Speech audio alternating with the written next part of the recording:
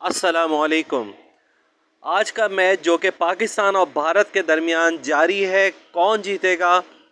पाकिस्तान और भारत के दरमियान माजी के मैचेस जिस तरह खेले गए और दोनों टीमों ने हार और जीत की बाजी जान लगाकर खेली, इसी तरह आज का मैच जिस अहमियत का हामिल है वो दोनों टीमों और मुल्कों की अवाम के दिल धड़का देने के लिए काफ़ी है। अगर पाकिस्तान की बॉलिंग की बात की जाए तो भारत की बैटिंग भी कम नहीं।